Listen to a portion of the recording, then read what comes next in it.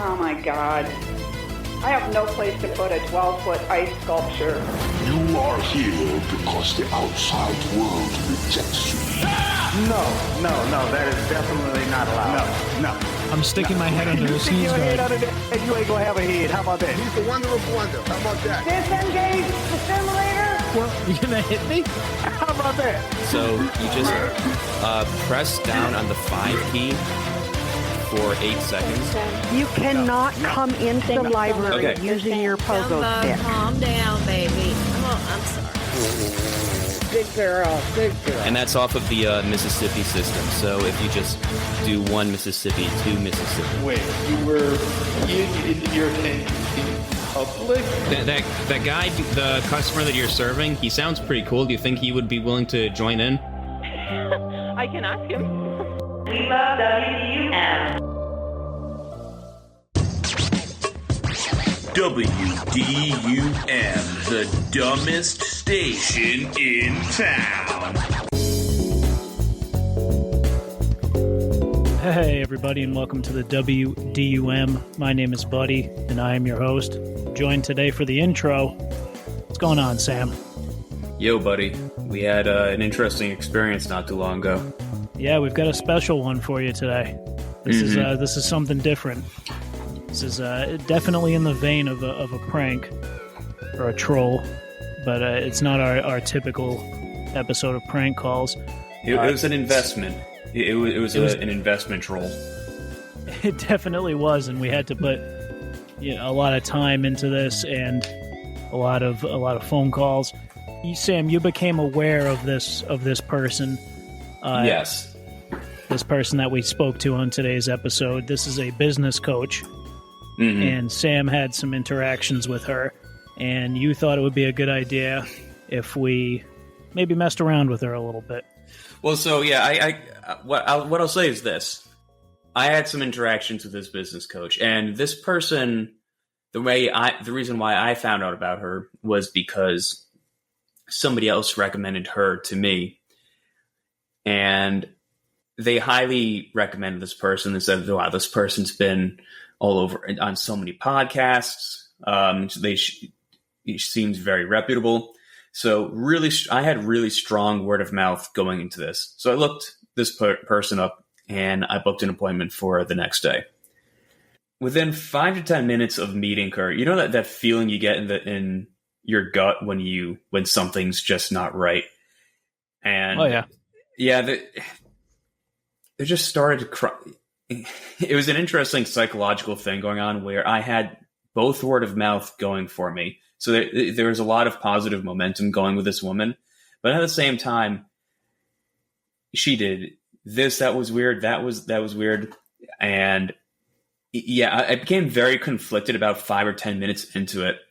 And by the end of the call, I was just very confused. It was a very, very pushy business coach. And I was under the impression that, a business coach is somebody who has experience with, spinning up multiple businesses and is offering their service to, help you potentially start a business. Right.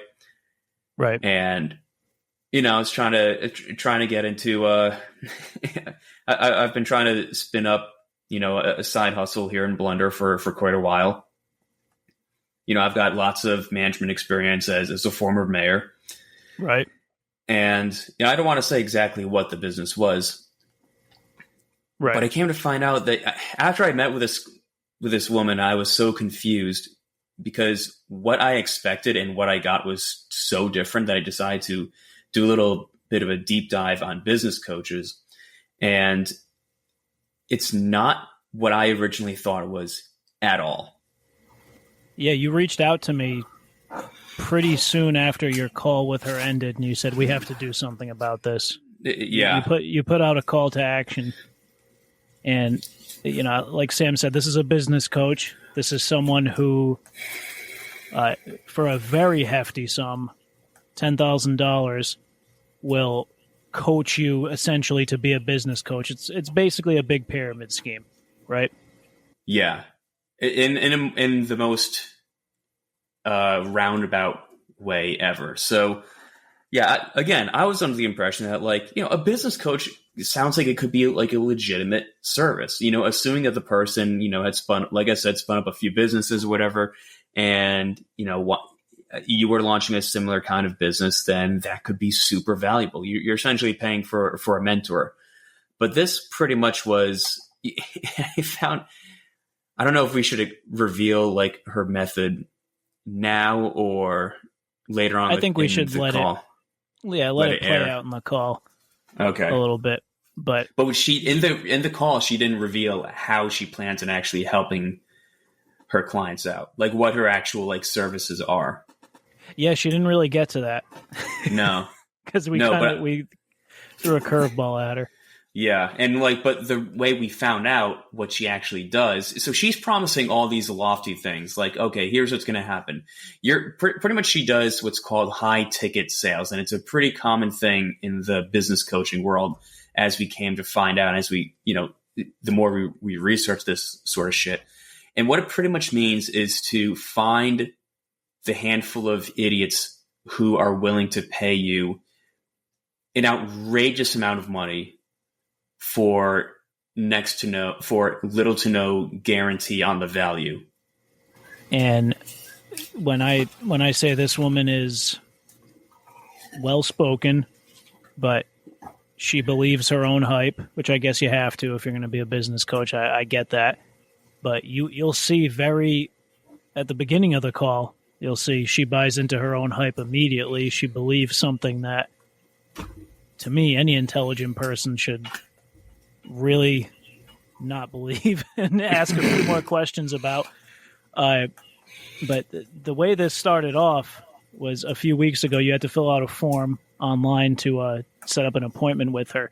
And we've been talking about this for a little over a month, planning this and everything. And we consulted with Spade. We've been going back and forth trying to plan this. Sam filled out the request and arranged everything, and he used my burner phone number as the contact. Well, one day I was out on official WDUM business, driving in my truck, and I received a phone call from a number that I didn't recognize. I had been making some scammer calls that day, so I figured it was a scammer calling me back. So I answered the phone. It was her. I was not expecting to talk to her at all, and I was completely caught off guard. And we're going to play that first phone call right now that I received from, and you can tell I was not expecting to talk to her. I was completely caught off guard. And like I said to Sam, my name is Buddy, obviously. To get a phone call from someone and they say, "Hi, is this Siphon?" It was so jarring to me. I had to go through a Rolodex really fast in my mind. Wait, what is this? Who am I? So, like I said, I thought it was a scammer because sometimes scammers will call me back or you'll call them, then they keep your number and they try another scam. Trying to think of all the times and places you've used Siphon recently, and it's like, oh my God, dude, which Dairy Queen is calling me back? Right. So we used one of our many, many fake businesses to sign up for it. The first one was the International World of Ice, our ice sculpture delivery business. You hear us do a lot of prank calls that involve the International World of Ice. So let's play that phone call. This is the first phone call I received. And like I said, I was in my truck driving. I did not expect to get a call from her. You'll be able to pick that up on the phone. Let's play that.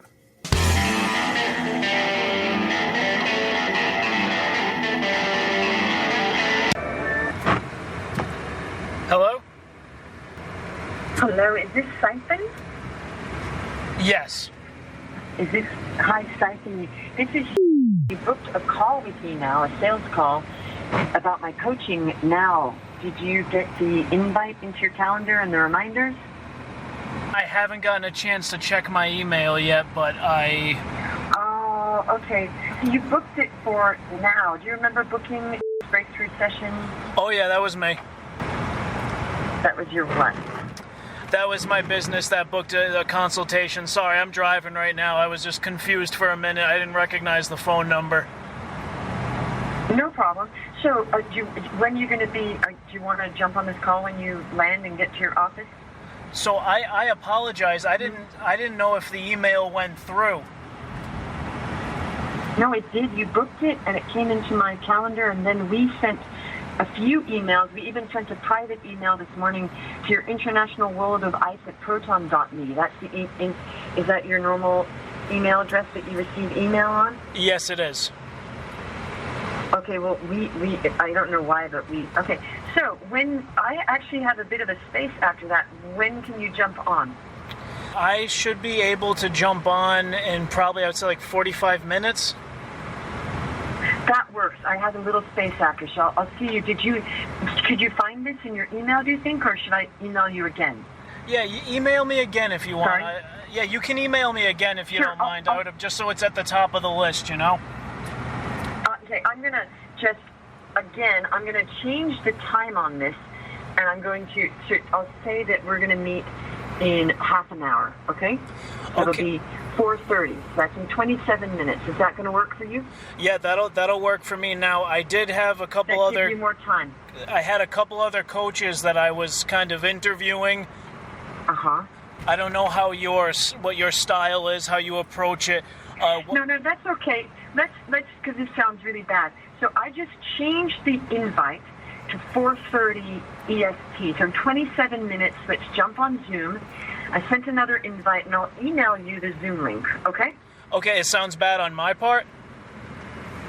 No, it's just you're driving. It's kind of muffled. So I'd rather just wait till we get on Zoom in half an hour. You know what I mean? Sorry about that. We're actually delivering a sculpture right now. That's why it sounds so my gosh, early. sounds great. Yeah. Listen, so I will see you on Zoom in 26 minutes. Sound good? Sounds good to me. All right, see you then. Bye. All right, love you.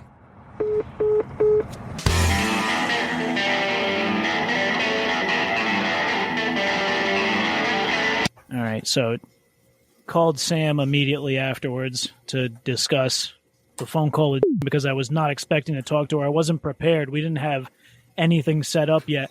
So you'll hear at the end of that call, I just made an appointment with her because I didn't want it to die on the vine. I wanted to keep it going, but I made an appointment with her that didn't work for my schedule and it didn't work for Sam's schedule. So we went back and forth a few times with this business coach, and I think we kind of got the feeling we might need to postpone it and try another business. She might have been soured on this, right? She might have smelled that something was up.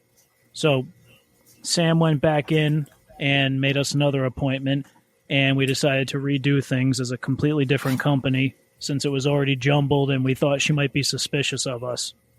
So we decided to use Surveys Unlimited. And if you haven't yet, you should go back to episode 197 of WDUM, which is, it's episode 194 of WDUM Survey Inception, and you'll be able to get a sense of what Survey Unlimited does. But basically, it was a prank call premise where we start off a call and you loop the recipient into this endless chain of surveys. In episode 194, we kept someone on the phone for upwards of a half hour just asking her questions, keep transferring her to different surveyors. It went on forever. So we decided that was a pretty good company to use because it's so outrageous. Explaining it right now feels outrageous. Mm-hmm. Yeah, so throughout the course of this call, we threw so many WDUM premises at this woman. So many. I was on Discord with you, and you were listening in, so you were helping me out. That was so funny. Yeah, like that was a lot of fun. It felt like I was NASA mission control, just which is what we typically do for silly prank calls and stuff. But it was interesting to do it nonstop over the course of an hour. To just being on top of every single sentence that was said, just like you could do that, you could do that. That was fun. It was essentially a really, really long prank call, and you'll hear at the end. We had some technical difficulties towards the end where Sam, we were going to transfer her to be surveyed by the Survey Inception. We were going to put her into the Survey Inception. And which sounds like a fucking what's that prison that they use in Superman, like the multi-dimensional cube or whatever of no return? Yes. That's what it sounds like. Morbius or something. Yeah. Yeah, so we were trying to put her into the survey inception, but it does end with closure. The call, it definitely ends with closure, and I don't know. I think we're ready to play the call. What do you think, Sam? Anything else we should add? Yeah, let's go for it.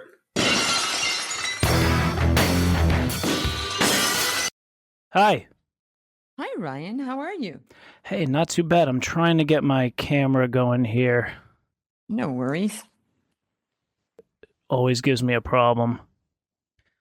I usually use Google Meets for our stuff. That's funny. Google Meets is what gives me a problem. Everybody's different.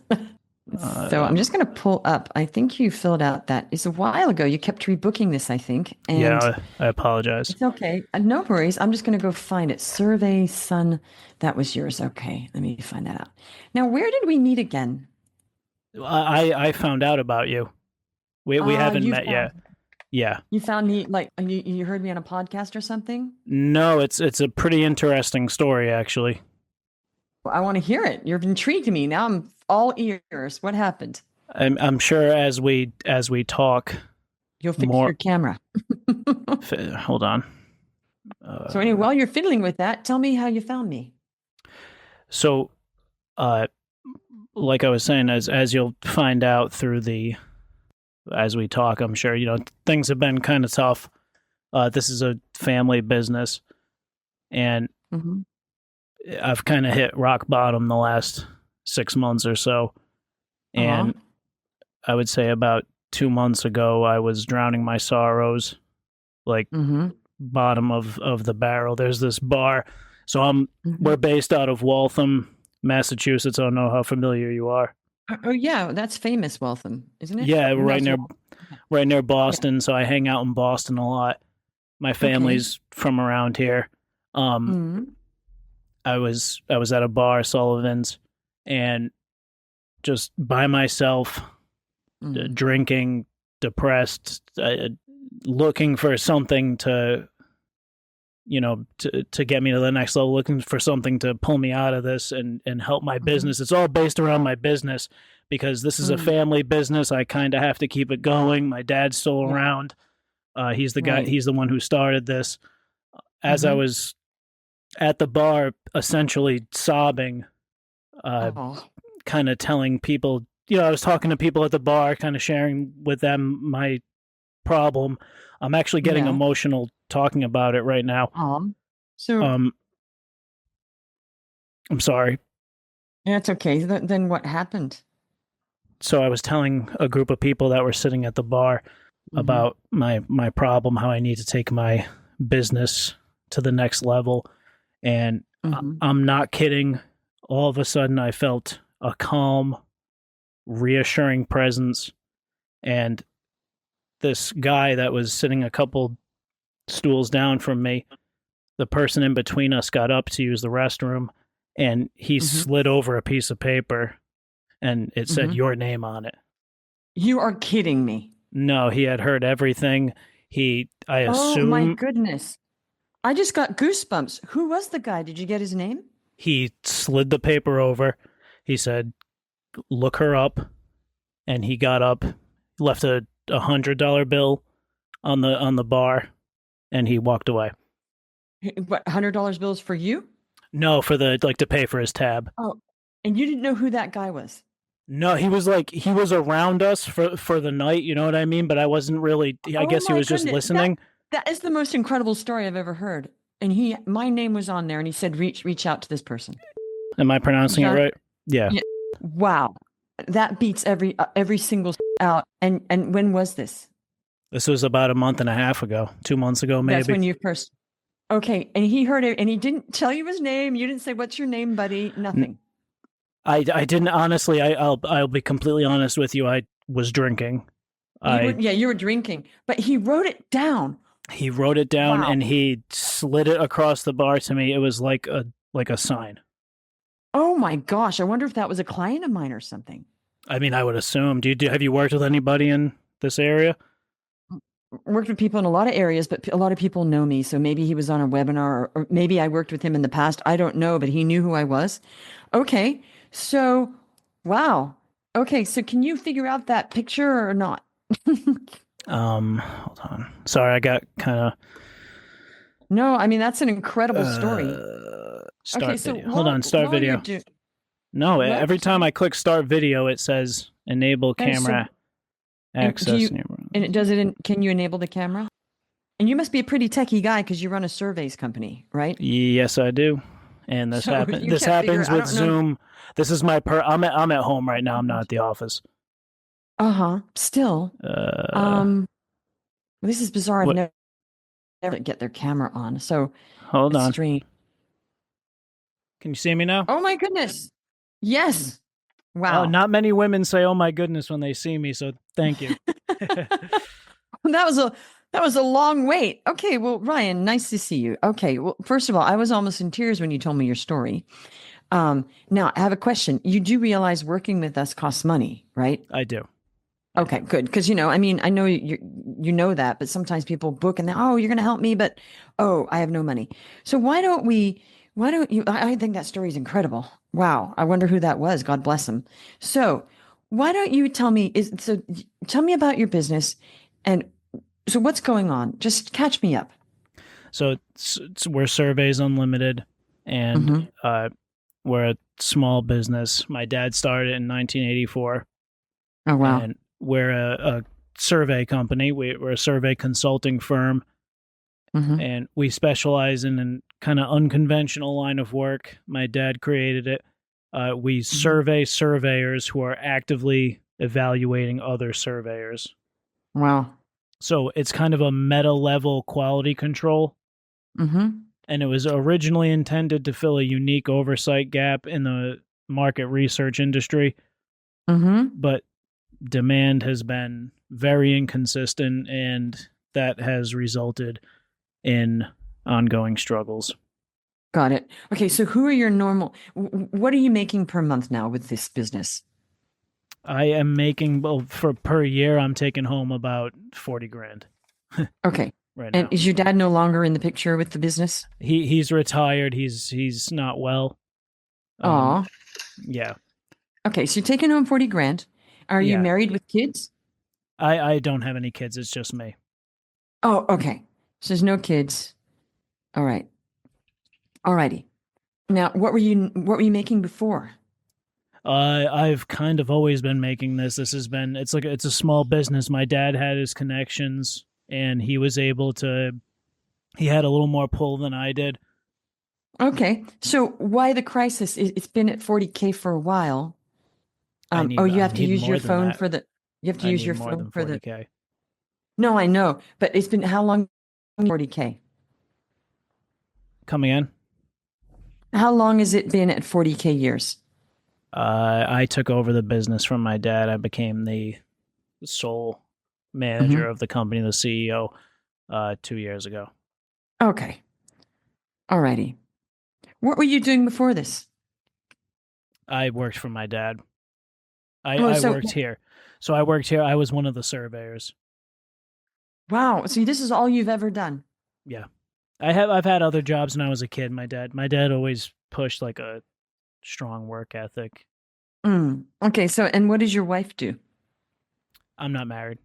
Oh, okay. I thought I saw a wedding ring on your finger. All right. So, okay. Oh, no, it's just that I just wear a little, it's like a black ring. Got it. It's a personal thing. It symbolizes. That's the wrong hand. I can't remember. Okay. So this is the deal. Yeah. It's just a cool. You've been working with your dad forever, and you see that this is not direction. So that's creating a lot of stress and problems. You feel like you've hit rock bottom now? Yeah. Okay. Now, who are the clients that you have 40K? Who's paying you the 40K? Who are these clients? So usually the clients that we get are survey companies, essentially. We come in the middle of those survey companies. So we survey surveyors that ask questions. So when a surveyor calls you, like say it's a election time, right? And they're calling you. It's that kind. It's not online surveys where you fill out. No. Surveyors, I understand now. So people that are saying, "Hey, what are you thinking about the elections?" Right? Right. Yeah. So someone calls you. We listen to that. They allow us on the line to listen to that. Yeah. So who for the 40K, who are the people paying you 40K? Which company, not the names, but how many companies are paying you per year now? Right now, it's very small. Small. It's usually business to business. They're one-off government subcontracts. Oh. Occasionally, there's an independent contractor there. Mm-hmm. And like I said, there's connections that my dad's made over the years that I've been trying to maintain, but it's person to person. You know what I mean? Right. So you're saying they wanted to deal with your dad and not you. Yeah, my dad was the survey guy. So my dad claims he was the first person to survey a surveyor in the United States. Oh, so he's the person that created this. How much was your dad making when he was doing this? My dad, he had a nice house. He had 3 kids. There's 3 of us. Sure, but it's 40K now. But what was he making before he gave up? I'm getting to that. It's one. I would say he made about 150K for his time, which was for a lot. Yeah, for what we were doing and for the life he was trying to build at the time. That was good. You know what I mean? And that's if I could just make that. He hung out with politicians. He hung out with senators, very powerful people. And I didn't have an interest in that aspect. I've always been kind of my own person. I'm a musician as well. Ah, okay. Yeah. Are you a music fan? Well, I like a lot of different music, yeah. What kind of music do you listen to? I listen to all sorts, opera, classical. I like actually I like Motown and 70s, 80s, 90s, 2000s. I love Motown. Alternative rock, punk feel, but with that Motown feel. It's awesome. Right. It's awesome. Right. I actually like old Motown. I like old Motown from the 60s. Oh no, me too. Yeah. But you got like as something that's coming out now, you know. Right. I'm feeling a connection here already that we. Okay, so this is the thing.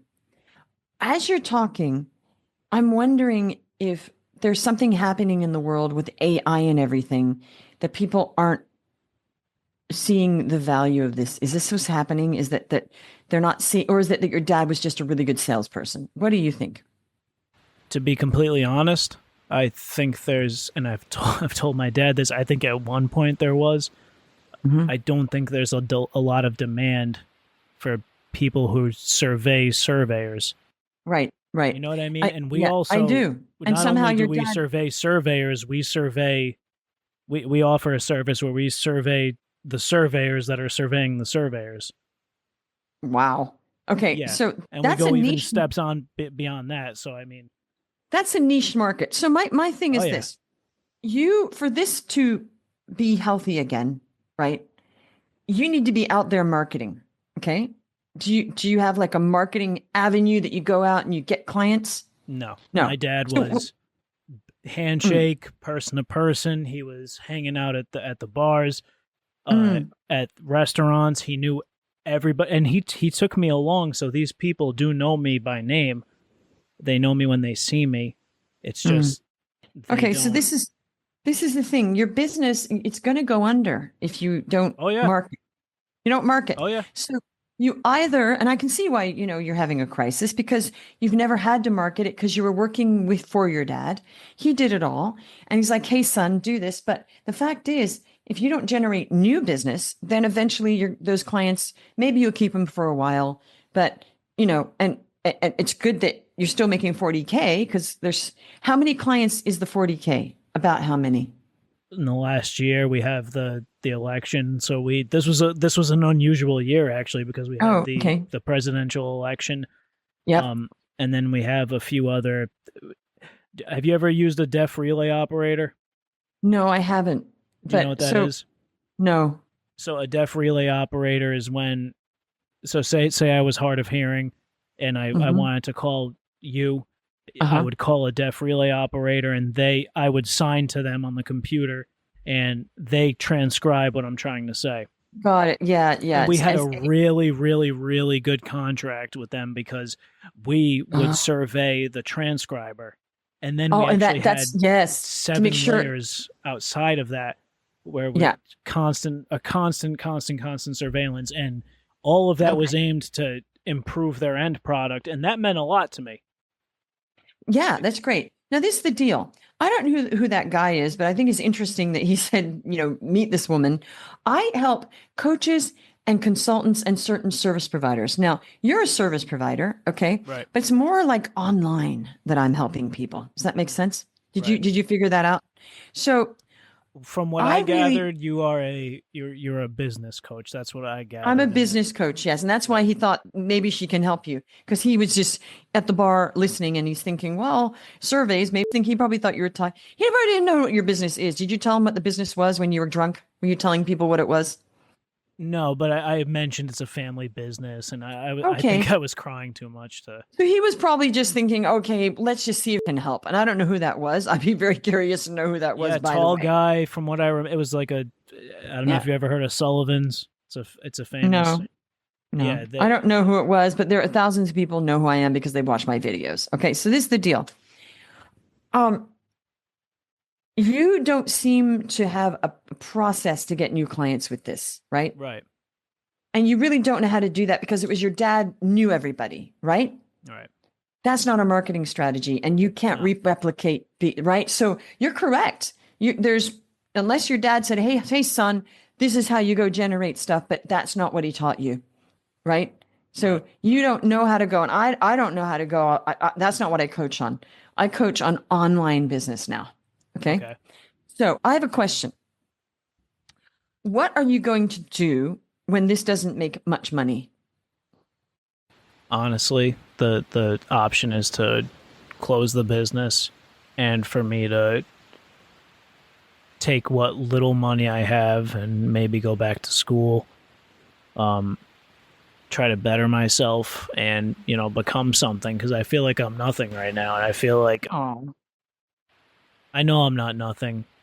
Yeah, I get it though. But you're depressed and you're stressed about this, and that can make you. I'm very stressed. I don't know if you can see that I have up here. I have when I'm stressed, I get acne. Oh, I can't see. It's very far away. Oh, that's good. I've been self-conscious. Also, I can't see your mouth because this big microphone is in there the way. And they put the microphone down a bit. Yeah. Is this your microphone for your music that you're using here? Yes, it is. Okay. So this is the deal. I personally can't help you save this business because I don't know enough about unless you said to me, well, actually, let's think about this. Do you know the types of companies that you would have to reach out to save this business? Yeah, it's who are they? Oh, actual companies? Yeah, okay, let me just do a search. Maybe I can help you. I just want to see something. I'm going to go on LinkedIn. So on LinkedIn, what would be the type of company that you would have to reach out to get business from? Political research. Political research companies? Media research. Do you have a way of finding the names of these places? Honestly, it's my dad's black book. Did he give you the black book? He did. Okay, so your dad gave you a book with political research groups. With his contacts in different market research teams, yeah. Have you reached out to all the people in the black book? This is a problem I'm running into in many aspects of my life. People are not answering the phone. And okay, so that would maybe make me think that maybe they're not needing this as much as they used to. Right. So I've tried to think of different ways we could adapt the business. Like I have 12 surveyors. We have a surveyor supreme, and then we have 11 other surveyors under him, and they have different tiers and specialties that they work in. But I've been thinking a lot over the last 2 years. What else can we do? What else can we turn this into? How else can we branch out? Can we do our own surveys? Can companies hire us to be the ones that are cold calling people and delivering the actual frontline survey questions? And then we also have the built-in process to survey the surveyor that's administering the survey. You know what I mean? Mm-hmm. Yeah. And we can survey that person and that person. Maybe they're not using cold calling surveys as much as they used to. I don't think they are. I know I personally got a ton of political survey phone calls. Okay, I didn't, but maybe they don't know. Okay, but that's just around the election, right? Yeah. Who did you vote for, if you don't mind my asking? I didn't vote at all. I don't vote. Oh, then you can't complain. I'm not complaining. No, I didn't say you were, but I'm just. No, I'm saying that's probably why they don't reach out to me because I don't register because I don't want all that mail. Yeah. So, okay. So this is the deal. I think I did get a few texts. I did get some texts from different people. Actually. Well, it's okay. You don't have to. If you didn't, you don't have to. No, I'm saying I'm just trying to remember, but I didn't get any cold calls at all. Yeah, okay. I got a ton, honestly, and I don't know if it's because I'm in Massachusetts. It's a very liberal state. Yeah. And, yeah. Okay. So if you've reached out to all of these contacts that your dad knew, and he knows better than me, and they're not answering, I don't know who you would reach out to. Like you would have to find, find political groups and reach out to them. But it sounds like you've done a lot of work doing this, right? I have. Okay. I mean, I go into work at 7 in the morning. I'm a hard worker. I've always prided myself. Right, but what are you doing every day? Like what are you doing every day? You're just trying to get clients every day? No, I'm not personally trying to get clients every day. We are researching. Occasionally, we help with surveys. We do a lot of stuff with the community college around here. Oh, really? What are you doing with the community college? Surveys. We survey. So community colleges, they do a lot of. I should have mentioned that before. That was one of my dad's contacts. He works with Bunker Hill. Sorry, Bunker Hill Community College. Are you familiar with them? No, but that's one of your clients, right? Bunker Hill Community College. I wouldn't call them a client. We work with them, and whenever a need for a person to survey a surveyor comes up, they contact us and they throw the business our way. But day to day, I go in and I actually teach a class there on Saturdays. So I do have a second job. Oh, okay. What do you teach? Tell me what you teach. Marketing. Wait, you teach marketing? I do, but it's survey marketing. I understand. So it's just survey marketing. And to be honest, I teach a 2-hour class every Saturday. It is a 2-hour advertisement for my business. Right. Okay. But those are not your clients in there. Nobody has signed up. I've been doing this. No, for 2 because years. you're teaching students that are not your client. You need political groups as your clients. So it's a 2-hour media marketing. But at least what are they paying you to do the class? Comes out to like $27 an hour. Okay, so you need to figure out, do you want to continue with this business? Because what you could do is you could just keep it going. If 40K is not nothing, and do something, because what are you doing all day long then if you don't have a lot of business? What is you said you're a hard worker. What do you do every day that needs to be done? I'm at the physical building. I do make calls to places and try to pitch us. And I survey the people that occasionally I'm brought in to survey. If someone's out for the day, I do survey a survey. Oh, okay. All right. So now you're paying for an office as well? Yeah, the rent is $1,200 a month. We do a shared workspace. We don't need a ton of space, obviously, because we don't have any physical. So why do you need an office at all? People aren't going in there. I probably don't.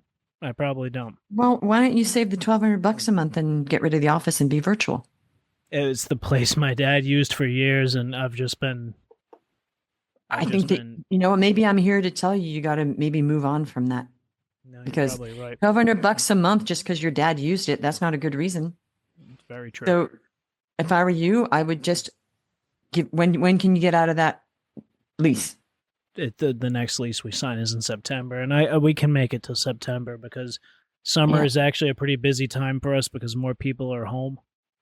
Okay. Well, then home. if I were you, I would plan to cut out in September and save yourself $1,200 a month, right? Okay. That's just a lot of money. Yeah. You don't need it. Nobody's going into the place, right? Right. And I know there's a little stuff here because you love your dad, but the fact is times have changed. That just because you love your dad, it doesn't mean you have to pay $1,200 rent that you don't need, right? Right. Okay. So this is the thing. Unless you figure out, and you are working really hard, and I don't know anything about surveys, really about your business. what I help is with coaching. So I have a question.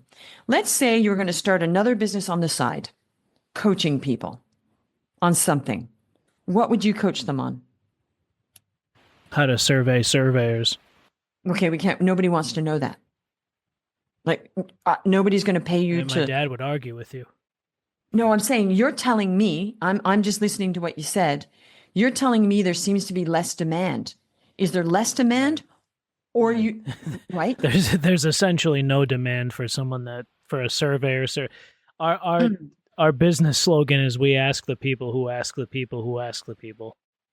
Got it. Well, I'll let you tell me. I don't want to ask your dad because you're the one in there for 2 years and you know better than him now. Thank Okay? you. So let's forget. I know there's a lot of stuff going on with your dad, but you're a man and this is your business and you can get rid of the office. And is he asking about the business every day or is he out of it? No, it's a New England thing. It's like a family New England thing. I hear what you're saying. I understand.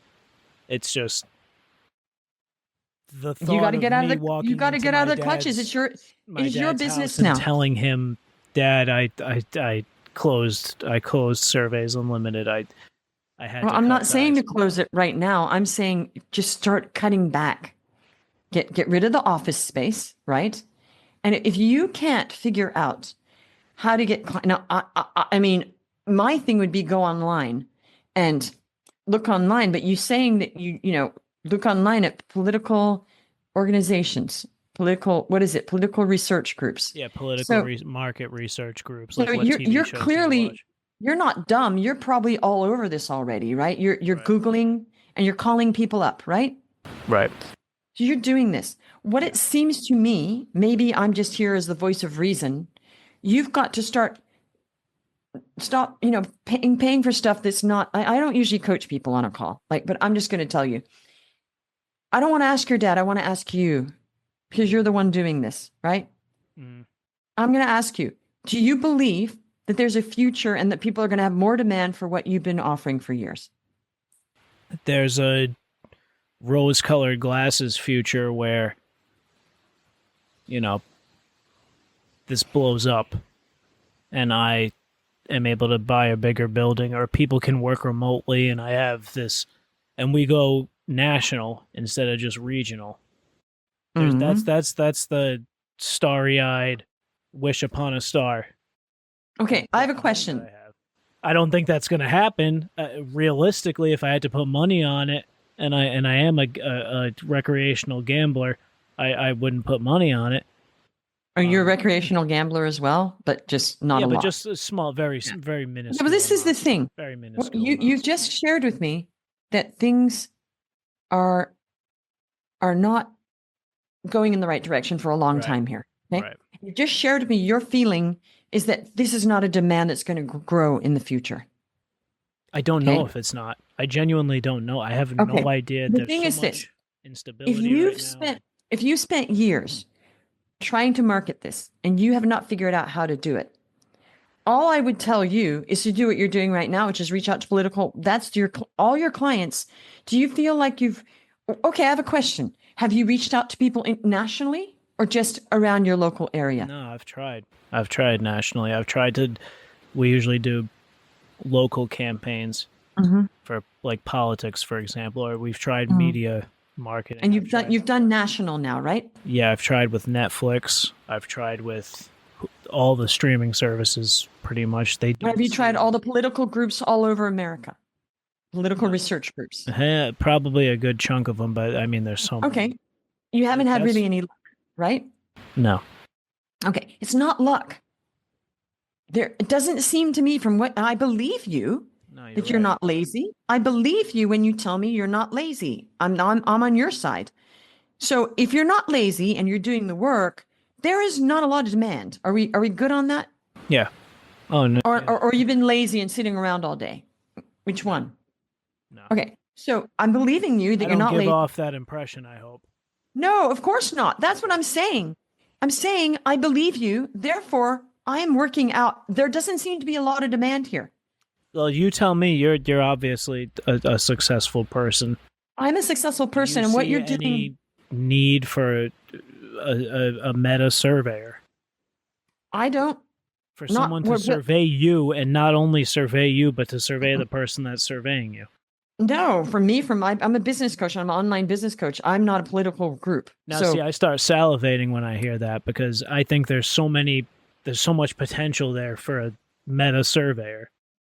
yeah, but why would I want that? I don't need surveys. Because we do something that nobody else in this country does. We will analyze everything that you pitch and everything that you say, and while we're analyzing everything that you're saying, we analyze the responses to it, people's tone of voice, and not only do we do that, we analyze the person that's surveying you. No stone will be left unturned. Okay, but I'm just like, okay, I'm coaching people. So what are you talking about? Like every single reel, how do you see the reactions of people? I put reels out on social media, like videos. What's the surveying of that? The survey would take place, say you and I are talking right now, and I'm not trying to pitch anything. No, I'm just trying to understand because maybe there is an appreciate that. Say you're doing a coaching call like you're doing with me right now. Mm-hmm. Someone else would be listening. Mm-hmm. And then when I'm the customer, you're the person selling your product, your business coaching. When we hang up, the surveyor will ask the customer a series of questions, and you use that information that we gather to better yourself and better your pitches. And we've seen some good results. No, it sounds good, but coaches aren't going to pay for that. Like, because they're like, I'm good. Do you know what I mean? Like, even though it's valuable, I'm just thinking, why would I do that? Right? Yeah, no, I hear you. You know what I mean? I hear you. That's the point. I'm being honest. Yeah. Okay. However, I mean, what about like financial advisors? I mean, would financial advisors need this? You're going to serve. Yeah, absolutely. They give us. So, say we were to work with you just as a fictional scenario.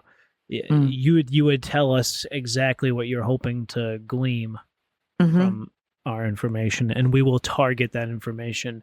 And then, like I said, not only is someone targeting that information, you have 7 levels above that, ensuring that the information is accurate and as good quality information as possible. That information is going through 7 layers. Okay. And I don't believe in AI. Well, you're going to have to because it's going to take the world up. This is the thing. Oh, it's going to be the end of the world. I believe it exists. I think it's going to be the downfall of humanity. No, but you can't believe in it or not. It just is. It's just there. Right? I mean, I shouldn't say I don't believe in it. Obviously, I don't believe. You don't like it. I believe it exists. I don't support it. I don't use it myself. Okay. Well, this is the thing. What you just explained to me, AI can do. So, yeah. But it doesn't have that personal touch, though. It doesn't. No. It doesn't have the personal thing. So, let's run this by me again. Let's say you reached out to financial advisors and you said, hey, first of all, you have to explain it better because the 7 layers, I'm like, well, why do we care? Right? Do you know what I mean? I'm just being honest. So we are going to survey your customers to hear what they really think. Is that kind of the pitch? Yes. And we want to ensure that the person taking the survey, we hold our surveyors to extremely high standards. Okay, let's forget the standards. Let's just figure out what the delivery. You're all on the standards like nonstop. I'm trying to figure out what's the value here. Yes, standards are great. Let's leave that for now. Okay, but let's say you reached out to financial advisors. What's the pitch? What's the pitch? Hey, we are surveyors and we can survey your clients to see what they really think about you. Is that kind of the pitch? It's not. Yeah, to what they think about the service. How could the service be better? Every single little word, every phrase, tone of voice, everything is analyzed, everything is surveyed. What even if it's something, hey, you called me honey or something, right? People may not like that. Every little part of the conversation can be dissected and can be examined. Okay, so where are you applying? What I like to think of have you ever watched the show Forensic Files? No, I haven't. So it's like a Dateline type show. Yeah, What we do is we are Dateline for surveys. Okay, so let's say they're like, "Yep, we do want to know." So then you are going to then call their clients and survey them, or You're going to be on a call where the client and them are both on the call at the same time. Right. Is that it? The client, a financial advisor, is on the phone with a client. They're counseling them. We're listening. That's one of the surveyors. Before the prospective client hangs up, we're going to ask them to stay on the phone because we're going to ask them a series of questions. Those very specific questions that we ask in the first round of the meta survey helps build the foundation for the next layer of questions. And basically what it comes down to is improving the overall service delivery. So like I said, every single part of the conversation is analyzed. The customer is analyzed. The customer's responses are analyzed. Everything is analyzed to the word. And we try to counsel people based off that, or they can forego our counseling and they can just use the raw data that we provide for them. People liked this, they didn't like that. They liked when you have you tried to reach, this is what look, working with us is $10,000. Okay.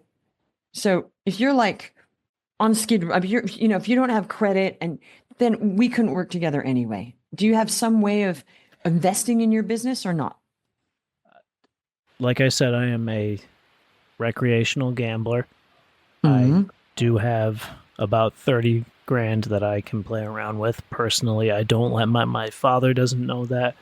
But that's my money. I made that. Okay, well, listen, I would. Blackjack.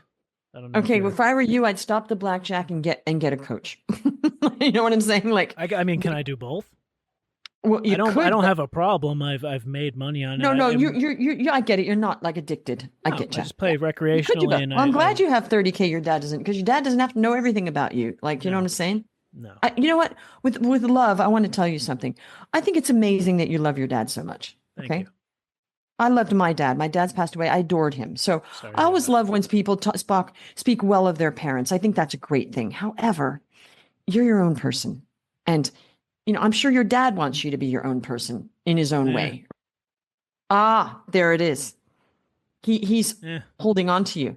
Got it. Because when you said my dad, you need to break free.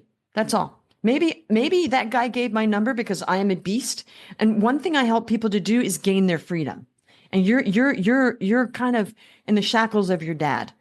Now, to work with me, it's actually $35K for a whole year, or it's $10K for 12 weeks. Okay. But I would not take your money unless I would know that I have a direction for this. And I'm just trying to figure out what the direction is on this call. Does that make sense? Right. And normally I don't have to do that. Normally I know the direction. I'm like, sure, you're doing this. Let's go do that. But this is a bit of a different offer. So I'm just trying to think on my feet here about applications for this and who might have value, find value. So your dad is more or less, college and like political focus groups, right? Right. Media. Okay. So some media. I'm just wondering, you know what? I'm going to use AI, and I'm going to ask a question of AI because I might get the answer. Please don't. No, okay. So Google it then. Google actually uses AI. I don't know if you know that. It's been using AI for years. Do you use Google? Yeah. Did you Google searches? Yeah. Do you know they use AI? That was AI. No. It's all been AI. No. Google, yeah. It's programming. So there a lot has been using a fucking lie. I'm sorry to swear. Everything's a lie. Well, no. What I'm saying is, AI has been used for a long time. They just hasn't been that popular. Do you know? Like, it hasn't been. Everybody uses it. You know what I'm saying? Like, it's just a different form of AI than what we're used to. It's a different form of AI, and it's more advanced now. Yes, but AI has been around. I had a friend that was telling me about AI in the 80s. In the 80s, he was telling me about. Oh yeah, no, I had a guy tell me. Yeah. So either you're going to just buddy, hold on. My dad's buddy, he said that this was in the late 80s, early 90s. He used to talk about this stuff all the time. Yes. Like Terminator, Skynet stuff. That's coming. Okay, so I'm just saying, we're living now at the same time. Sorry, what'd you say? Skynet is coming, you think? Because No, I mean the believe whole that. thing about Terminator and bots. I mean, they might. Oh, yeah. That's Skynet. Yeah. Skynet. Oh, I didn't see Skynet. Okay, so this is the deal. No, Skynet is the interface that the Terminator robots. Oh, got it. Okay, yeah. Look, we're in the present right now, and you have your life, okay? And you've got to fix it. And it's not your dad's life, and it's your life, right? Mm-hmm. So I've already given you a big tip, and that is get rid of that office. That was worth the call. Yeah. That's going to save you thousands of dollars. Thank you. Right? I just saved you. Well, I just saved you. Let's see, because you would have done another lease for a year if I hadn't told you that, probably. Because I was considering looking for. Yeah, but you would have you wouldn't have done it because you got to hear from other people. So you would have. I just saved you $14,500 by this one call, right? Legit, right? Let's be real. Okay, so that was worth it. However, okay, so we need to figure out who could find this valuable. Okay, and then when you get on a call with somebody, when you're selling to somebody, is it all by phone call or do you use Zoom calls? Mostly phone or, like I said, face to face. That's how my dad always taught me. All right. Well, forget your dad for a moment because you can't be doing face to face all the time. It's too time consuming. Right. You got to be phone and video, phone and Zoom. Right. And now you can do Zoom. Is this your office here or your house? I'm in my house right now. Okay. So your office is nicer or not? Yeah, it's a nice little, it's like a workspace. It's modern. Okay. Yeah. Well, you know what? You still have a few months to use that. Let's see how that goes. But, when you meet with them, make sure it's well lit. You don't have something in front. You have to present yourself. Oh, with, I wouldn't meet with someone like that. I just happen to be at home right now. I didn't mean No, that's totally fine. I just wanted to make sure. Okay. The point is, we need to find other markets that might, I don't know. But I'm thinking who could, I'm going to Google. I won't use AI, but I'm going to Google. You do use Google, right? Yeah. Yeah, okay. I'm going to do a Google search. So let me just go on Google. Yeah, I'm only 36 years old, by the way. Oh, you're very young. Wow. Really? Oh, thank you. Oh. Yeah. Amazing. You have your whole life. You know how old I am? I'm 60. No way. I am. Yeah. Oh, so you are a beautiful 60-year-old, I must say. Right. Now, the thing is this. You have your whole life ahead of you. You're a young man. Yes. And I know that you're feeling depressed and all that, but things are not that bad. Okay? You have a place to live. You have $40K coming in. Well, not really, because you have to pay those people, right? Right. So how much do you actually make? At the end of the day, like I said, probably about 35, 40. Okay, you're making that. So the business is generating. Do we pay people? I printed some stuff. So my revenue is $220,000 a year. Wow. Yeah.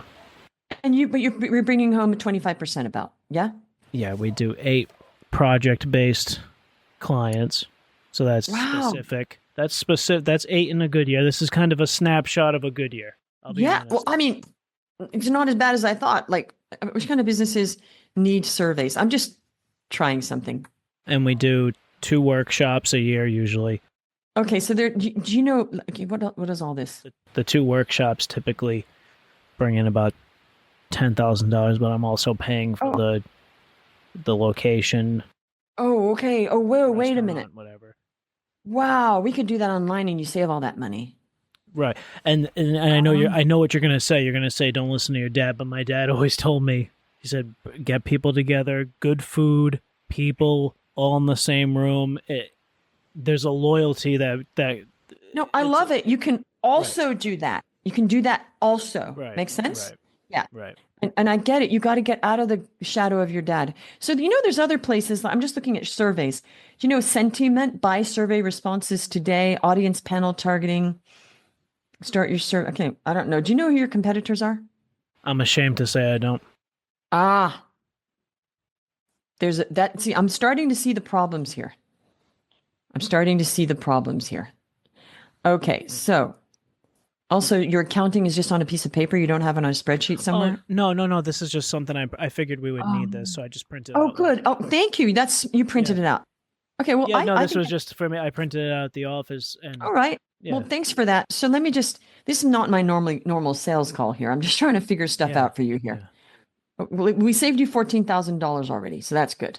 Thank you. Do you think you're going to let the lease go? You're going to be able to have the courage to... No, I can't. I can't do another lease. No. Why would you give $14,000? That's if he keeps it at the price it's at now. No. You got to get... estate is right now. He's You not got to gonna get out keep of it at that. No, there's no point. So businesses of all sizes. Let me see. Oh, well, here it is. I just Googled this. I'm going to show you. So yeah, I feel like I could help you because I feel like there's just stuff that you don't know what to do, like because you're not a business coach. You know what I'm saying? Right. So it would be, here it is. So we've got this. I Googled this. Can benefit from using surveys. Blah, blah, blah. You all know all that. But then it says, look, Sorry, I'm just look, type examples of businesses that Taco Bell. Wow. Board. I mean, I actually, I can help you. I didn't realize that. Because this is what you would do. You would do the surveys for them, correct? Well, we can, but our bread and butter, what we pride ourselves on is that we not only do the surveys, we survey the people that are doing the surveys. You know what? Maybe. Okay, I'm going to give you something to think about. Does it matter if you don't do that part and you just do the surveys? Can you just do the survey part? We certainly could. Yes, we certainly because could. Then you do the survey part, and then the surveys It's is just that's who we are. Right, but who you are might not have enough business now. Make sense? Might not be anything anymore, is what you're saying. So would you do surveying? Of course, absolutely. I think that what has a major company like that. Well, I'm not saying you're going to get this major company. I'm just saying major companies. But that just makes me realize there's a billion companies that use this. They're just giving you a few examples. So yeah, I just helped you because you're stuck in your dad mode, right? Right. Let's see what this is. 3 examples of companies that are killing it with customer surveys. A great example of customer surveying. Yeah, I could have wrote this article. I wonder who's doing it though. Yeah, well, this is the deal. JD Power. We worked with JD Power. We were so JD Power. You know they give out the JD Power awards. No, I don't know that.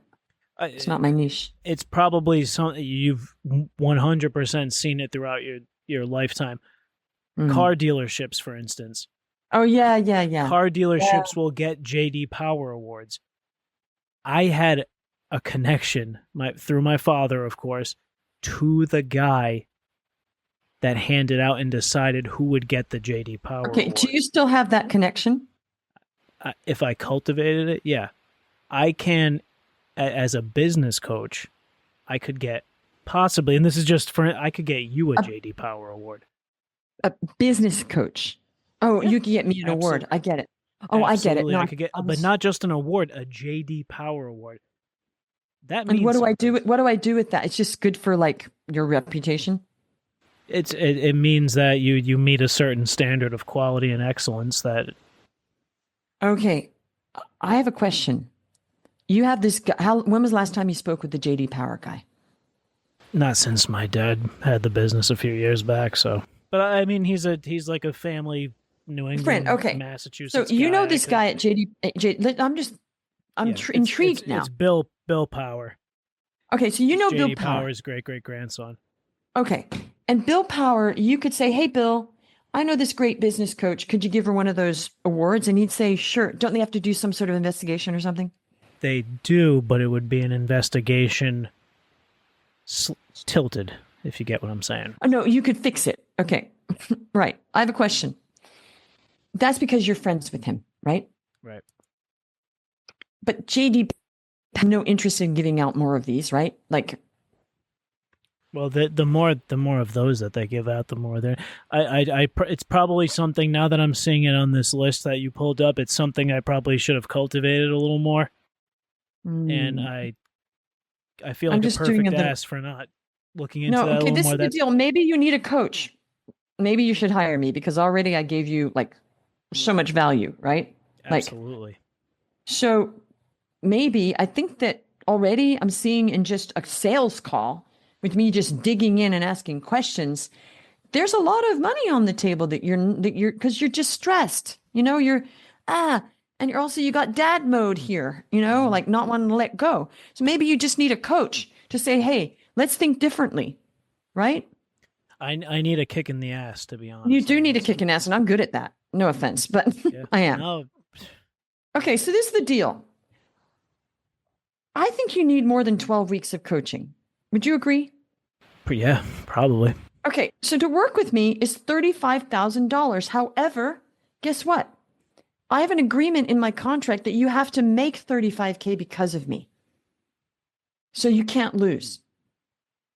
So I have to work with you till you make at least 35K because I'm coaching you to reach out to JD or whatever, or coaching you. You're going to like, well, and of course that's not all I want you to make. We want to make more, but at least then you don't worry, gee, did I just spend, 35K and I'm stuck here and it's tough. No, I don't work that way. Right. Now, the fact that guy slid my name, and I would die to figure out who that guy was, because maybe it's just somebody that's watched my videos. If I ever come out, I go to. Yeah, go say who are you and who you are. Yeah. Thank you. Yeah. This is the deal. This working together would be a little different than my other clients because you're not actually a coach, but you are a service provider. So like I just signed up an accountant. That's not a coach, but he's a service provider. And I said, I do see that. He goes, no, I see the value. We're going to help him get more accounting clients, right? Mm-hmm. So you'd be one of my sort of special clients that's not a coach, right? Mm-hmm. But you'd still be in the same group. You need community. You are all alone. Am I right? Right. That's not good. Okay. So if you came into my program, there's a community, you wouldn't feel alone. And I would have to work more one-on-one with you because this is a different offer. But I already see I just want to understand a little bit on this call. And that's good. We spent an hour because I was like, can I help you? An hour already? Mm-hmm. Wow. I thought maybe I can't help, and I would never take somebody's money unless I was like, okay. But now what I'm seeing is there are enormous gaps here. You've not done everything. No offense to you. You're just doing what you know. But look, right. JD Power, I would say, hey, man, before you reach out, I would coach you like, what's that discussion going to be like? Instead of, hey, man, it would be like, let's get our ask ready. And it's not, can you, JD Power, I wouldn't waste the call with me. I would. Do you know what I'm saying? I mean, I could get you a JD Power. Let's do it. But I mean, first it's like, what do you need from it? Right. Also, I started thinking, wait a minute. I'm just trying to think of other offers for you, Okay. JD Power is no, I've seen that, a JD Power award. I always wondered what that was. Yeah. Okay. And accolade presented to companies that have excellence in various. It's almost like it's nothing, right? Well, this is the deal. Yeah. Well, it's kind of like fixing it because you're not going to survey my customers. You're just going to give me the award. Well, I have basically my dad knew all the guys that ran the car dealerships around here. Or basically, JD would just hand them out. Right. There's always something going on, right? So you could say to the guy, "Hey, this is this multi-million-dollar coach. Look at all. Well, you just look at all her well, there is testimonials on. There's hundreds. So that's a survey. I watched them. That's a survey, right? So great, sure, you can get me one of those. Why not? Right? But now I have a question. This guy at JD, okay, now you're telling me that it's not all legit, right? Right. How much do you think people would pay to get a JD Power award? It's car dealerships and businesses, they would pay. How much? 10 grand easily. I've gotten them for people. I have a question. Have you ever thought of teaming up with JD Power and saying, hey, I'm going to find businesses that I think are really fantastic and they're going to pay me 10K and then you get 5K of it? Or is that against their morals and values that people pay them for the award? I think ethically. People never pay them, right? Yeah, I no. Okay, good. I was just wondering. No, okay. No, because I'm just thinking, I'm just thinking outside the box here. Like, what can you, or maybe they won't know you're being paid and you say, hey, can do they always look for people or how do they do it? How do they get they have a system in place where it depends. They give awards they have different categories. Look into it a little bit. It's pretty interesting.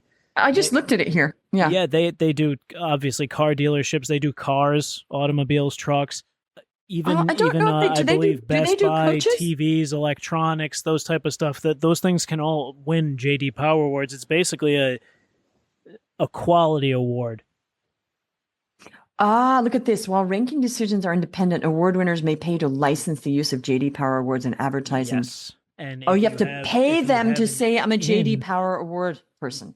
Exactly. And if you have an in like I do, and if I farm that a little more, honestly, I'll be completely honest with you, and maybe it's just the point in life that I'm at right now. Mm-hmm. I don't even care about the ethics. Right. Oh, no. Well, no, I'm wondering if they care about the ethics. They probably won't. Okay, I'm wondering. I'm just trying to see what's going on here. So wait. Okay, I'm getting it. So say I get a JD Power Award, right, for coaching, and I don't know if they give that. I don't see that. Marketing. Okay. Marketing probably, right? All right. Okay, but this is the deal. I can only say JD Power Award if I pay them to put that on my website, right? Right. How much is that? How much? How much I think do you... I could genuinely, I could just get it for you. No, but then you could give me the right to use I'm actually thinking a bigger box here, not just about me. So let's say you got me a JD Power. Let me see. Does JD Power, I'm going to just ask, does JD Power, now, because I have an idea here. Okay. Apart from this, I'm not saying to give up what you're doing. Power, give awards to coaches. No, they do not specifically give coaches. JD Power is put for its customer satisfaction and quality studies, which are used to evaluate products and services like cars and consumer electronics. Okay, so they're not really giving it to coaches. But you could. Could. Exactly. Okay, wait a minute. Huh. They said they do not typically. Oh, but that doesn't matter. Oh, wait a minute. Coaching, not coaches, but coaching companies. All right. No, I was just trying to see if there was some play where you could open up JD Power and say, hey, would you like to start giving awards to coaching companies? Have you thought of that? Never. No, ask them. Oh, like, yeah. No, yeah. Absolutely. Yeah. And if we could ask them that, you say, are you open to this? They go, well, I don't know. Say, you know what? There's a million coaching companies out there that would die to have an award showing that they're quality. Of course, you would need somebody to do the surveying. Get it? You could create a job for yourself. Does that make sense? It does. Get what I'm saying here? Absolutely. So there's another idea. So basically, I think that it'd be worth you coaching with me for a year. What do you think?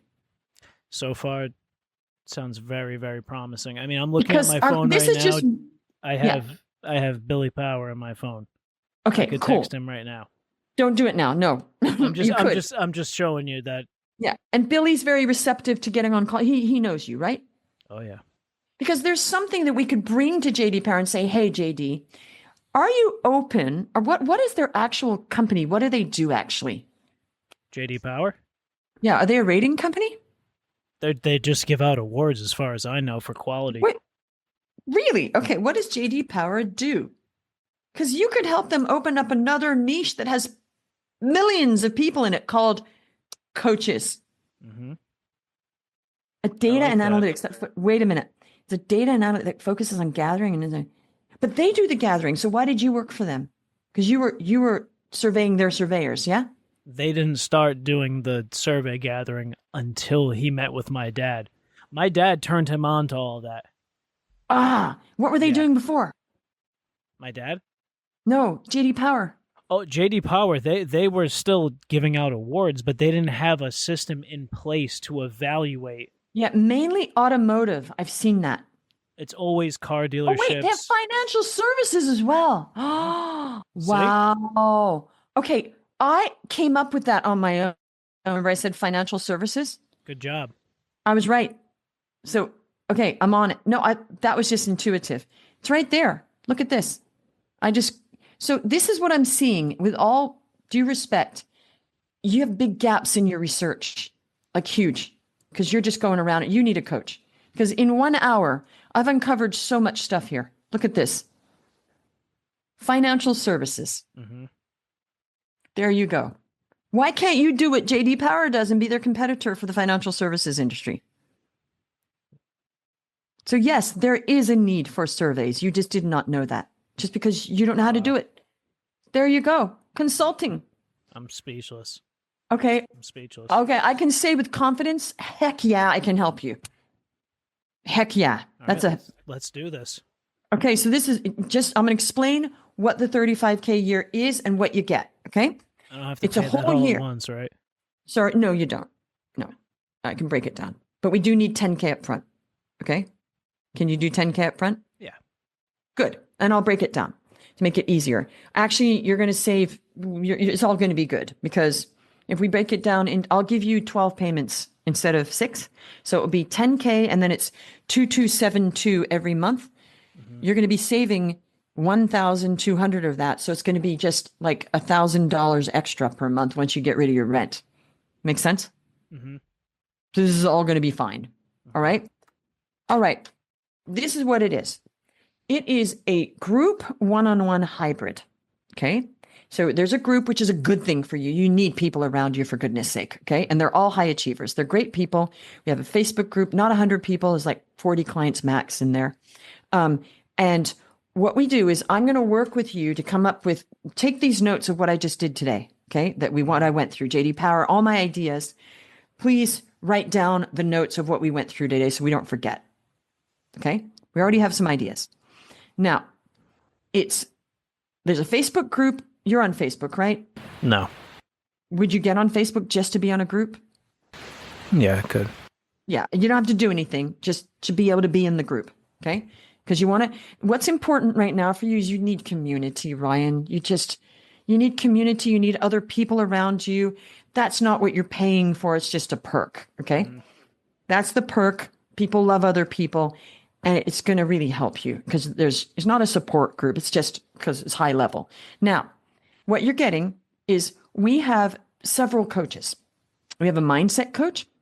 And I highly recommend that you turn up every Monday for the group mindset session because it's just going to help your mind, right? And there's also hundreds of trainings on mindset. We also have a heart-based sales coach. So once you start getting appointments, you're going to have help on how to sell because we have a sales coach in my team, okay? Mm-hmm. We also have, you might not need the content and copy coach unless, you might because actually you will because I want to get you on, are you on LinkedIn? No, you're going to kill me, but I'm not. Oh, no, that's great news. But dang it, you are a gold mine waiting to happen. Thank you. Because you're doing nothing. Yeah. There's nothing. This is why that guy gave you my number. Now, why did he give him a name? Now I'm getting it. Okay. Because if we get you on LinkedIn and we get you on there properly and a nice photo of you, right?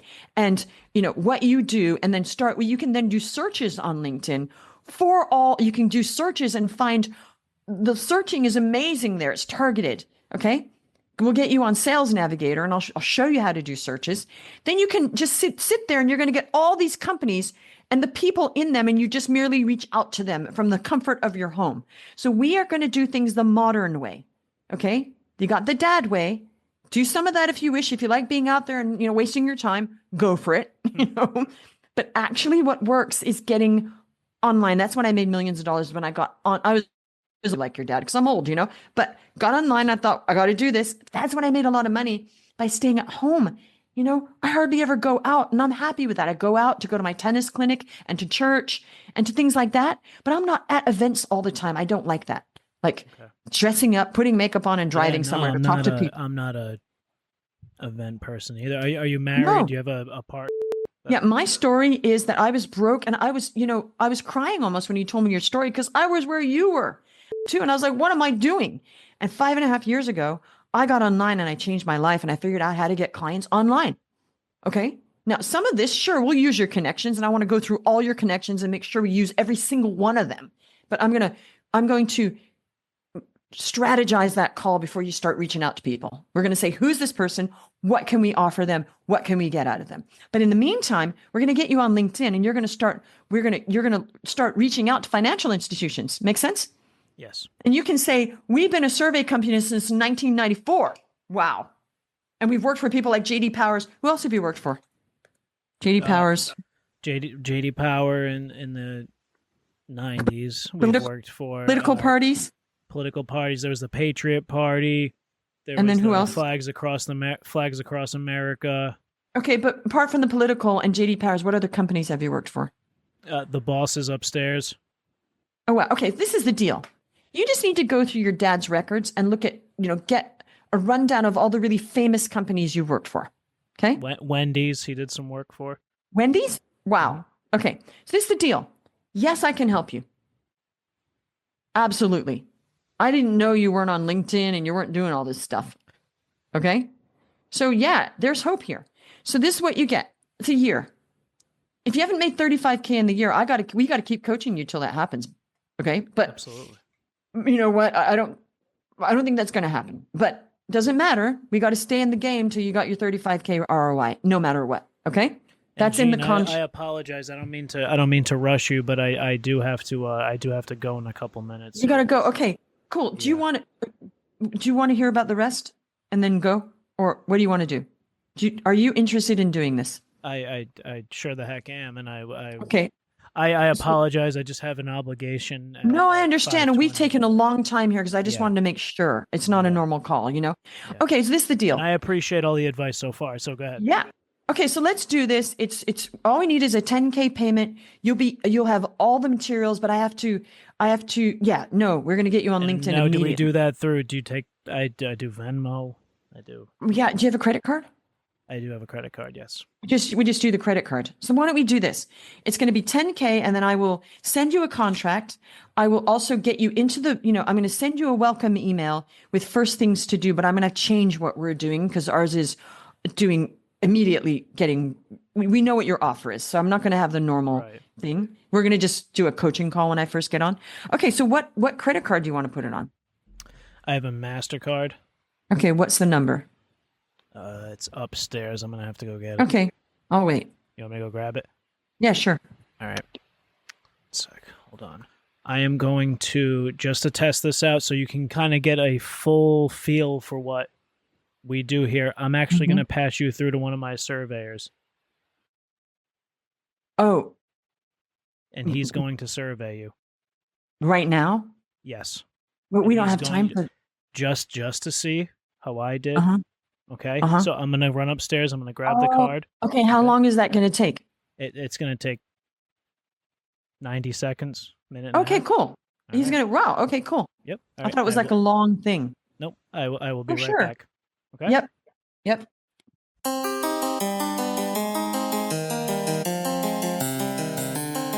right, yeah, so that was our discussion with the business coach. As you can see, I feel like it had closure. We didn't get to put her in the survey inception because she couldn't hear Sam, and Sam couldn't hear her, so we kind of fumbled it a little bit at the end. But I cannot believe that this woman was willing to start a scam to get JD Power Awards. I mean, she flat out asked you. It's like, this is not these awards aren't totally legitimate, right? You're like, yeah, that's right. She's like, okay, great. Okay, well, who cares? Who gives a shit? And we brought up the ethics of it, brought up the morality of it, and she breezed right past that. She did not care. And she really believed that this mysterious guy walked up to me at a bar and just slid her name across the table. I mean, oh, dude, she loved that. She loved that. She loved that so much. She said she would die to know who it was. Yeah, I wonder how much of that she still believes. Yeah, I've been thinking about that myself. I wonder how much she thought about the business, because she was asking so many questions about, okay, who's your client base? And we're obviously just pulling stuff out of our ass. Dude, the amount of times that she asked, like, but why would you need to do multiple surveys? And I'm so glad you just stayed in the zealotness of it and kept saying, like, no, like, it's going to be great because we're going to extract every single ounce of data. Like when there was like a ping pong game back and forth. No, but like, why do I need to? No. You don't understand. We get everything, every speck of data that we could possibly get. It's a constant state of evaluation. Yes. And she deflected me hitting on her. Yep. I still think at the end of the day, her plan was, in her mind, her wheels were turning, and she thought, I now have an in. If I get in with this guy, I can start offering people JD Power Awards Now, as part of my total package. Yes, I think so. I think because she likes to build up her network with other people that she coaches. It's such a weird fucking. I don't know. It's strange because I'm looking at her like she helps her clients with proven strategies for marketing, mindset, and heart-based sales. But the amount of times that that you have a mindset coach as part of a business coach offering, which what is that? What is a mindset coach? Oh, you just got to get it right. You just got to get it right. You just need to want it enough. You just need to need it enough. You just need to want it. You don't think that you can, but you can't.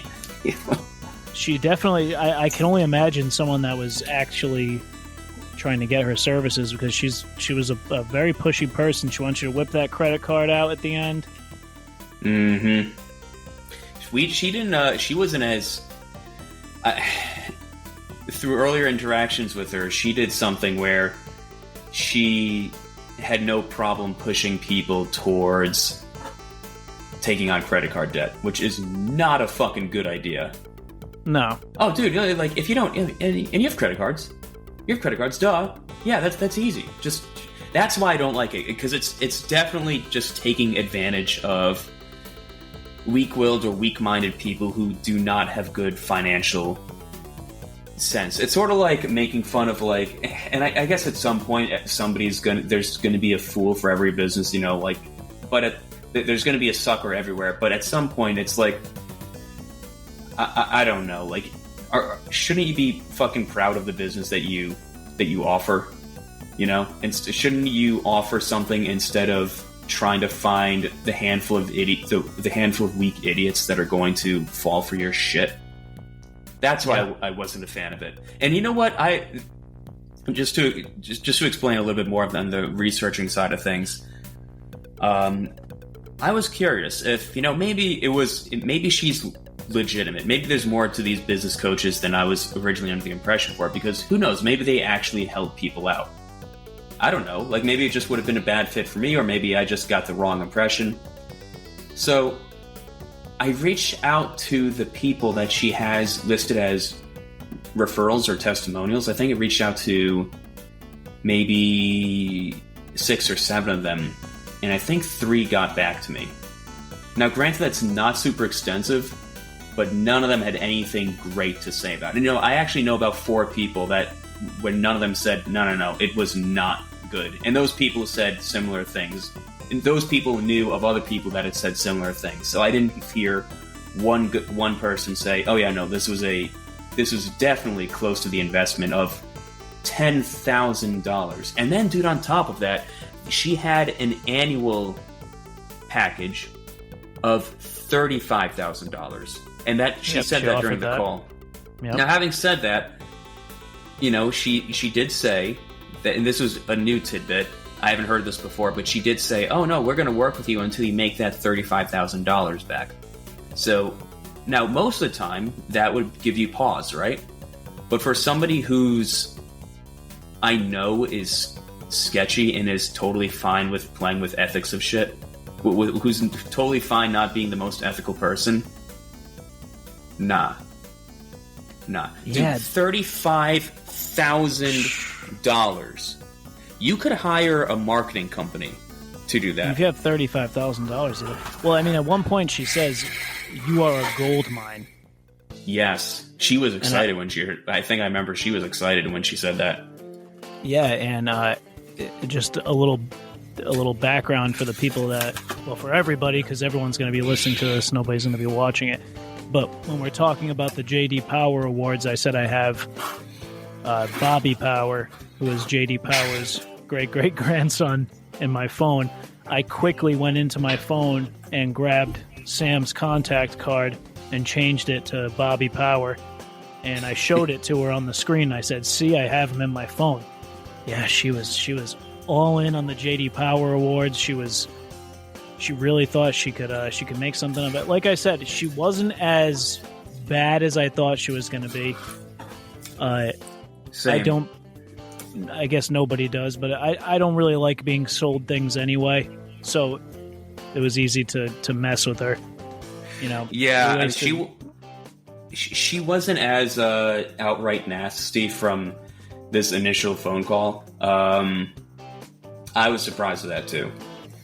So we are hoping to do more of these. So if anybody that's listening to the show knows of a coach or someone who offers a service that might seem a little dirty or scammy to you, please send them our way and we'll look into it. I treated this like a scammer call. Yeah. When you're talking to the scammers, you have to be willing to listen to them a lot and get them in enough to where they've invested so much in the conversation they can't just hang up. But I didn't think at any point during the call she was willing to hang up. No. I mean, she did a good job spinning this shit up. I want to see, like, and I just want to find the most depraved business coach out there, because it sounds like they attract the same kind of person. Yeah, there's got to be worse ones than her. There's got to be. I mean, maybe we even just get people on that are legitimately trying other pyramid schemes, and try to get them to explain it. That's pretty much what business coaching is. Okay, so just to elaborate further on the high ticket sales shit, so they will coach you to sell your services at an outrageously high price. And then you have to spam a lot of different people. So just, shock and effect, cast a very wide net out. Hope that you get a handful of people who would actually pay you an outrageous amount of money. And then there's like the pyramid scheme of it is that usually in the business coaching world, those people that you're selling your services to want to become coaches in their own right. So there's this whole coaches coaching coaches on how to coach coaches to do coaching for coaching. It's almost like surveying a surveyor that's surveying a surveyor. Exactly, yeah. I'm kind of glad because in hindsight that we did kind of subtly put in some commentary on that. Yeah. And the information is not that good. I mean, that they offer is just, yeah, it's not there. It's not $10,000 worth of shit. $10,000. That's so much. Well, if people would like to help us get to that $10,000, so maybe we can really hire this woman, you can head over to Patreon and look for WDUM and sign up over there for the low price of $3 a month. Get access to the Olympus sessions. That's a bonus show that we record. If you like what we do here, please go support us. Tell a friend about the show. And send business coaches and scammers our way. We'd love to talk to them. Coaches. Going to the coach store and coach the coaches for coaching purposes. And when those coaches are done coaching the coaches, are going to go out to and find other coaches to coach. And, apples. Yep. We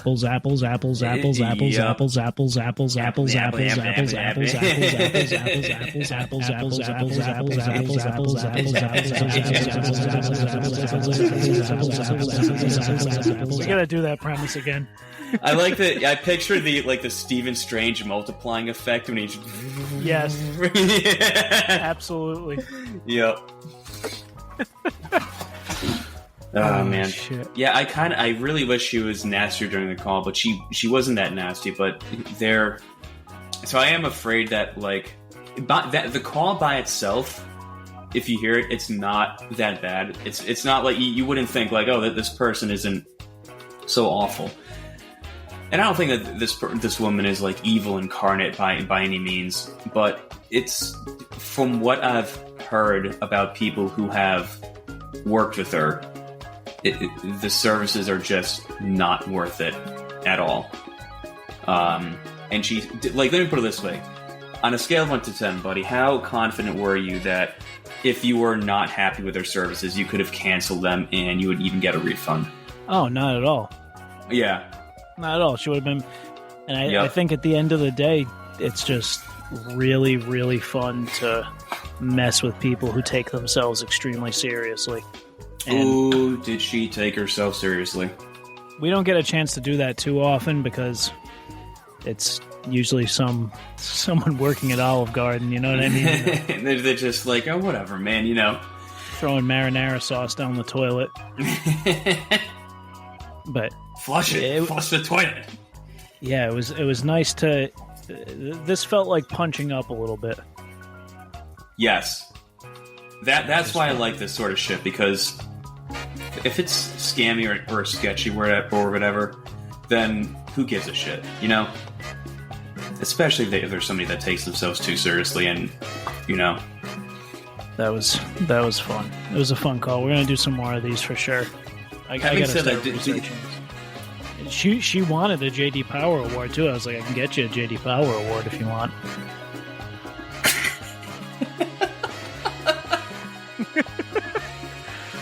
It's just useless.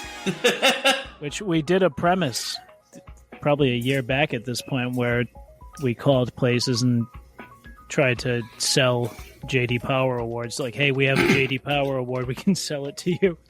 That's funny. I'm looking at this now. Is that a YouTube channel? Yeah. 90% of coaches don't know this. What's the fastest way from point A to point B? It's a straight line. Everyone thinks success is a zigzag and they think you have to struggle your way to 6 to 7 figures. Well, this... One of the first things you are taught as a human is that the fastest way to get from point A to point B is a straight line. I get what she's trying to do here, but... That'd be $8,000. Speak less, win more. The names of these videos are just amazing. Sit in the chaos. Manifest, manifest, manifest, manifest, manifest, manifest, manifest, manifest, and manifesting. Just every few months, whatever, we just stop by, do a call. No, I just really want to. So it's a phone service for the Amish. And then that answers the question: who would use this? The Amish. Yeah. Well, we've done countless studies, and it shows that the one thing, the Amish are great at so many things. Building, farming. They have a very strong culture. The one weakness they have is if you can believe it, they don't have an internet presence.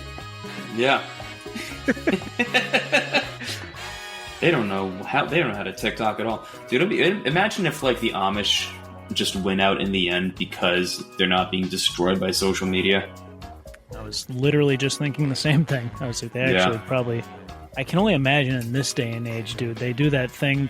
Oh, what was it called? We actually looked up what it was called when we did those premises, but when they get to a certain age and they spend a year in, like, regular society. Yeah. And can you imagine... doing that in the 90s is probably fun for them. In the 80s, it's still scary, but more fun. The 80s, it was probably not at this as point. jarring. At this point, they just come back. They're like, "Yeah, I'll still be. I'm fine being an Amish forever." Like, yeah, this guy's like, "Oh, what did you do today?" "Oh, I farmed, however many pounds of corn, and I built a barn." In one day, and I did all this stuff. And then, what did you do in a day in regular society? Oh, I filmed myself dancing for a TikTok video. Fuck off. Yeah. Yeah, it's really gross. And that wraps up the 201st edition of the WDUM. We did something a little different today. I hope you guys liked it. Here is a song by a band that we used to go see all the time called Grand Buffet. Enjoy this, and we'll catch you guys next time.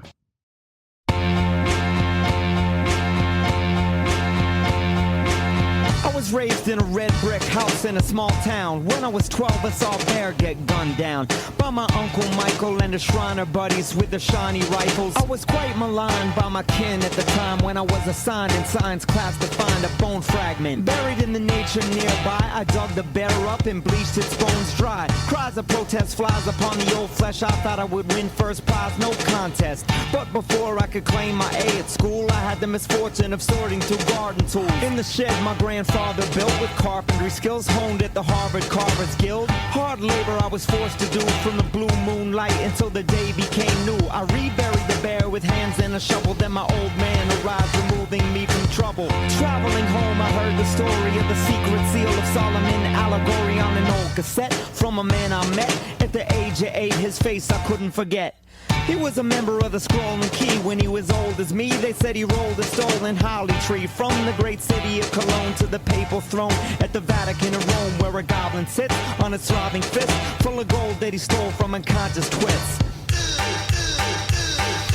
Brown bears and building bricks, both symbolically masculine, classic, solid shit. Very earthy, a dangerous marriage. A brown bear that could throw bricks would scare kids, but conversely a civilized bear with some masonry skills wouldn't care about outside affairs that don't concern him. Me being his brick house, growing, learning, throwing secrets out for all to find, basically burning the eye of Horus blind. Viceroy and Plaps rip the royal raps. It's remix time, we're bringing purple back.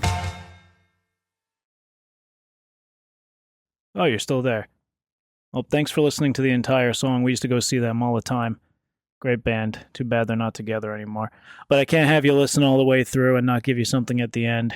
And we shouldn't have an episode of the WDUM that doesn't at least have one prank call in it. So here is a call that was only available on the Olympus sessions. So a special little sneak peek right here. Head over to patreon.com, look for WDUM, sign up for the rest of the episode. This was a call to a lovely young lady who was working at the scam center.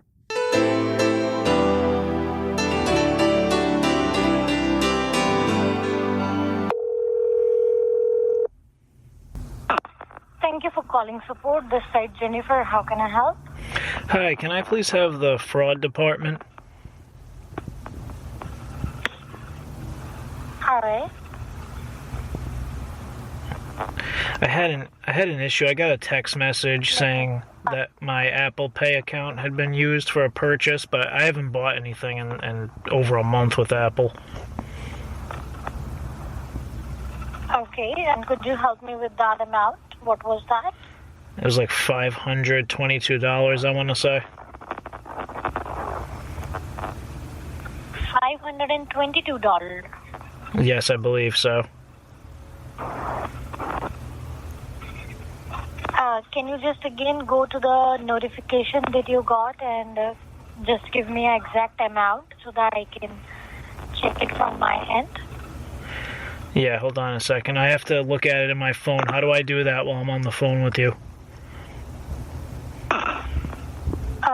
You can just put me on the speakerphone first, and then you can simply go back to your home screen and open the text message. All right. How do I put you on speaker?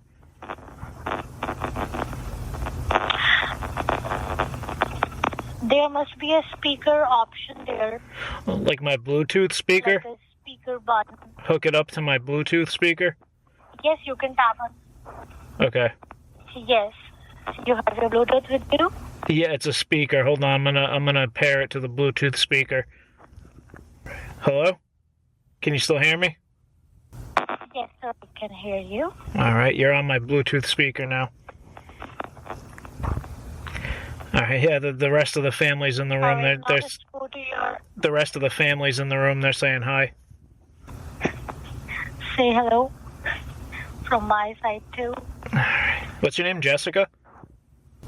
My name is Jennifer. Jennifer, that's a beautiful name.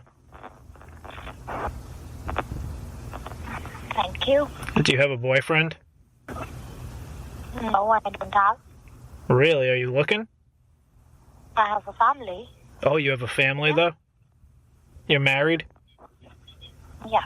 Oh, damn it. I'm married. Oh, man. I thought we were hitting it off, too. All right, yeah, $522.19, it says, from Apple Pay was deducted from your Apple account. All right. I've gotten a couple of these over the last few days, so... So did you check your Apple Pay? Is there any kind of amount has been debited or not? No, not yet. Not yet. Nice. Okay.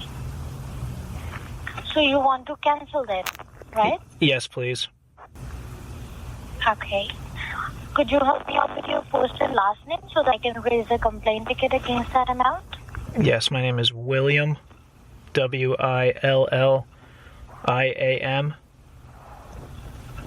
My middle initial is P. And my last name is Urine, Urine. Urine?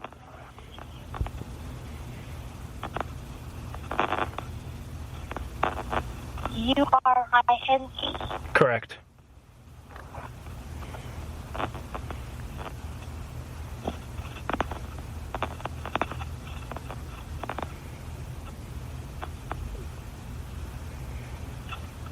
All right, sir. I have sent all the information to my security department to cancel that for you, so no need to worry now. Okay, perfect. They're going to cancel it? Yes, we have canceled that.